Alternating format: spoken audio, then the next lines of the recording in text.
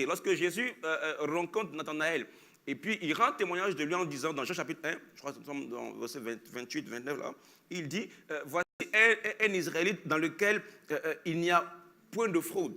Et Nathanaël dit, mais où est-ce que tu me connais? Et puis tu connais mon intégrité, tu connais certaines de mes caractéristiques. Il dit, avant que Philippe t'appela sous le figuier, je t'avais déjà vu. Et donc, il réalise que celui à qui il est en train de parler n'est pas un homme anodin. Et donc, il dit, je crois effectivement que tu es le Messie. Et Jésus lui dit ceci, il dit, parce que je t'ai dit que je t'ai vu sous le figuier, tu crois.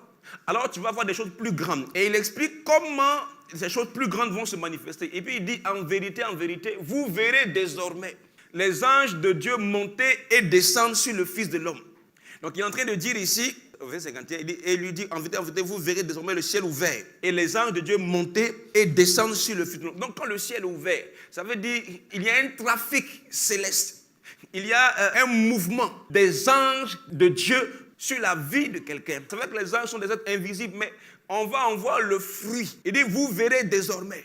Ça veut dire que tu vas passer à une certaine étape, une certaine dimension de grâce et de faveur. Il dit, voici mon serviteur que je soutiendrai. En fait, il y a des gens que Dieu ne soutient pas. Dans le mot voici, on peut penser à entendre combien de mots? Deux. Et lesquels? Vois ici. Donc il est en train de dire, regarde le type de personne que je soutiens. Il va commencer donc à décrire. Donc il dit, voici mon serviteur que je soutiendrai. Il dit, mon élu. Celui en qui mon âme prend plaisir. En qui mon âme prend plaisir. Il dit, j'ai mis mon esprit sur lui. Je vais parler longuement de l'importance d'avoir l'esprit sur soi. Avoir l'esprit sur soi, c'est comme un revêtement. Quand on enseigne au niveau de la médecine, on met la médecine en lui. Le jour où il sort, il vient dans une tenue particulière. Eux, on l'habille. On lui donne les épaules, bien les galons, en tout cas la tenue qui fait de lui maintenant un docteur en médecine. Avant ça, la médecine est en lui. Et tant qu'il n'est pas habillé, on peut ne pas le reconnaître. Il y a beaucoup de gens qui se promènent. Mais quand tu vois le médecin, en même temps, il veut te sculpter, tu es en sécurité. Comme quand un policier, quand il est en tenue, un corps habillé, un gendarme, un militaire, quand il est en tenue, il est à même de traduire ce qui est en lui, parce qu'il est revêtu. S'il y a un embouteillage quelque part, et puis quelqu'un sort, il est en civil, il veut essayer de réguler la circulation. En lui, s'il est policier, ça veut dire qu'il a en lui la capacité de réguler, de mettre de l'ordre. Mais parce qu'il n'est pas habillé, ça va être difficile pour lui. Pour que les gens même puissent obtempérer à ses orientations actives. Pour qu'il ait la capacité, pour qu'il ait l'aisance de travailler et de manœuvrer, d'agir. Pourquoi? Parce qu'il n'est pas habillé. Luc chapitre 4, verset 1, la Bible dit, Jésus rempli du Saint-Esprit fut conduit par l'Esprit dans le désert pour être tenté par le diable. Donc quand tu es rempli, quand tu as la police en toi, tu es rempli de la police, tu connais, tu sais les procédures pour pouvoir mettre de l'ordre, pour pouvoir arrêter quelqu'un, pour pouvoir arrêter un véhicule. Quand tu n'as pas la tenue là, tu es policier, un véhicule a brûlé le feu, et toi tu es policier, donc tu le vois, tu vas vouloir le siffler, mais si tu es en tenue, le véhicule va vouloir t'écraser, parce qu'il ne sait pas qui tu es. Mais une fois que la personne aborde la tenue, quand elle siffle, que tu veux ou tu veux, ce n'est plus la personne que tu regardes, mais c'est la tenue que tu vois.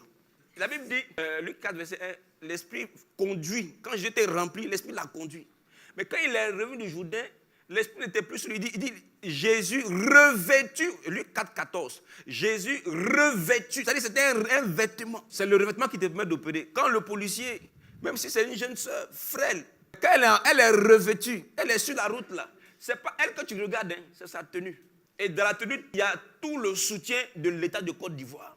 Dans le revêtement, il y a le soutien du Saint-Esprit dans ta vie.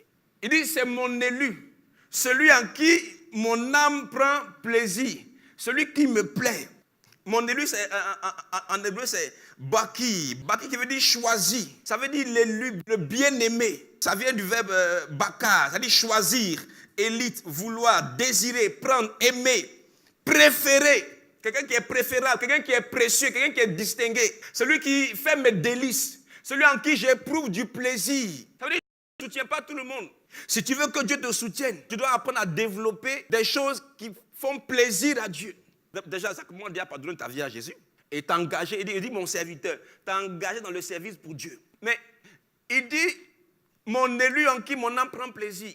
Est-ce qu'il me disait comme ça, dans le domaine de l'esprit, il y a des petites choses, tu vois. Il dit, en qui mon âme prend plaisir. Donc, il y a des petites attitudes, il y a des petites choses, il y a des petites règles qui te disqualifient ou qui te qualifient. La Bible dit, j'ai choisi Jacob, j'ai aimé Jacob et j'ai haï Ésaü. C'est pas que Ésaü était mauvais en lui-même.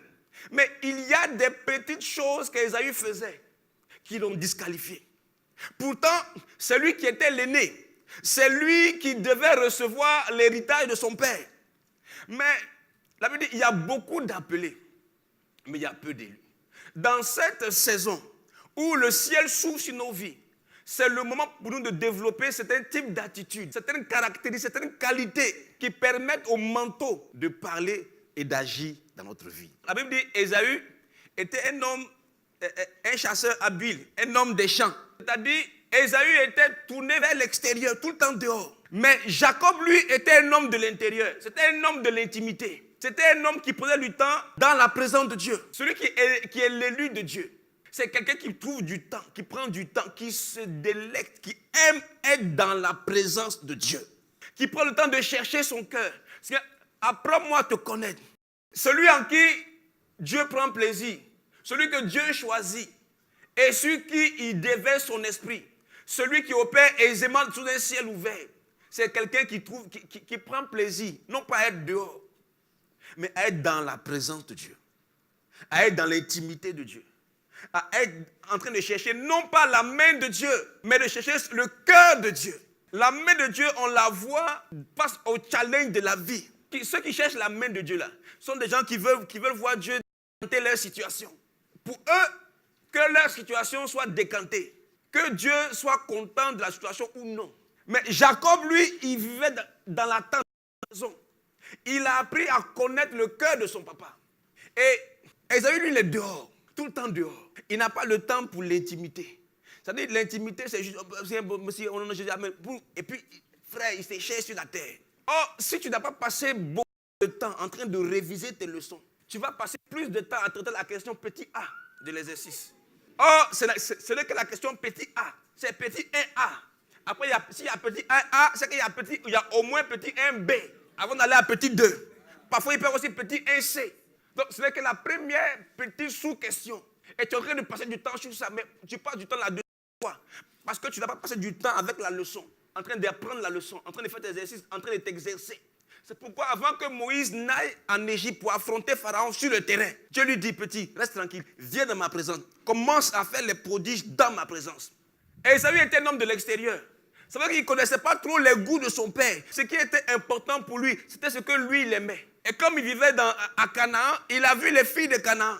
Il est allé marier les filles de Canaan. Il ne se rendait pas compte que les filles de Canaan, son père ne l'aimait pas, mais son père ne lui avait rien dit. C'est quand Jacob est venu voir la bénédiction. Par la suite, il est parti.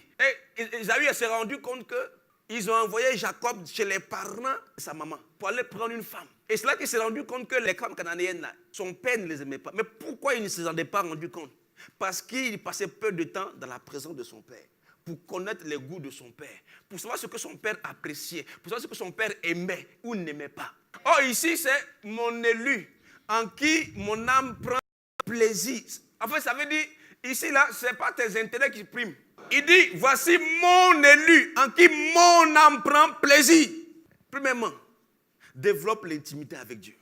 Aucune structure ne revêt quelqu'un sans l'avoir formé, sans avoir pris le temps de travailler avec cette personne. Tu ne rentres pas à l'école de police et puis demain tu es policier en même temps, puis on te donne les armes, puis on te donne le pistolet pour aller te brûler sur la terre.